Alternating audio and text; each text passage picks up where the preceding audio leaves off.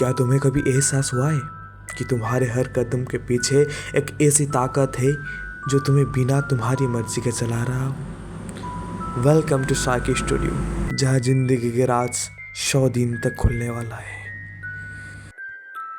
तो ये कहानी है आरव की, एक इंसान जो हमेशा सोचता था कि वो अपनी जिंदगी के फैसलों का मालिक है, लेकिन एक रात सब कुछ बदल गया। वो रात शांत थी, सब कुछ बिल्कुल नॉर्मल लग रहा था। आरव ने सोचा ये बस एक और आम रात होगी, लेकिन जैसे ही उसने पहला कदम रखा उसे महसूस हुआ कि कोई उसका पीछा कर रहा है। एक हवा का झोंका, एक हल्की सी आवाज। लेकिन जब उसने पलट कर देखा वहां कोई भी नहीं था। आरव ने अपने दिमाग को शांत करने की कोशिश की, लेकिन उसका दिल एक अजीब सी गति में धड़क रहा था। उसे लगा जैसे कोई उसके अंदर से उसके कदमों को चला रहा हो, जैसे कोई दूसरा ही है जो उसके फैसले ले रहा हो। और तब एक आवाज़ गूंज उठी, धीरे से, लेकिन इतनी गहरी कि आरव के रोंगटे खड़े हो गए। आवाज़ कहती थी, आरव, तुम्हारा हर कदम, हर प्रतिक्रिया तुम्हारा नहीं है। तुम सिर्फ एक रास्ता हो, असली मालिक तो मैं हूँ। आरव का सांस रुक गया। कौन हो तुम?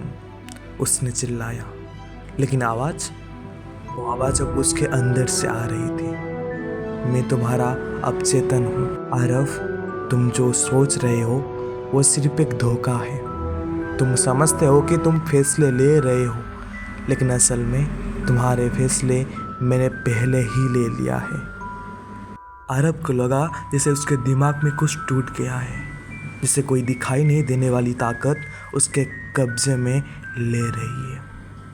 हर कदम जो उसने उठाया था, हर फैसला जो उसने लिया था, क्या वो उसका अपना ही था, या उसका अवचेतन दिमाग हमेशा से ही उसे अपने हाथों का कठपुतली बनाकर चला रहा था?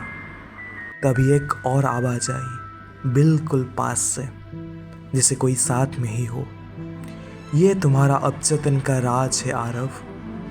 तुम अपने फैसलों का मालिक कभी नहीं थे, और अब तुम्हें ये राज कभी समझ नहीं आएगा। आरव ने अपनी आंखों को बंद कर लिया, लेकिन उस आवाज़ का असर अब उसके दिमाग में छुपा हुआ था। उसे लगा कि शायद अब वो कभी अपने फैसला नहीं कर पाएगा।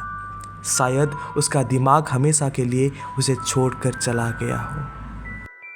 और अब तुम भी सोचो, क्या तुम्हारा फैसला वाकई में तुम्हारा ही है, या तुम्हारा अवचेतन तुम्हें छुप कर चल रहा है? आज रात जब तुम अपने फैसला करोगे, क्या तुम अपनी सोच पे भरोसा कर पाओगे? मिलता हूँ एक नई कंसेप्ट लेकर अगली वीडियो में। तब तक अपने फैसलों को समझने की कोशिश कीजिए। Stay safe and stay mindful. Thank you.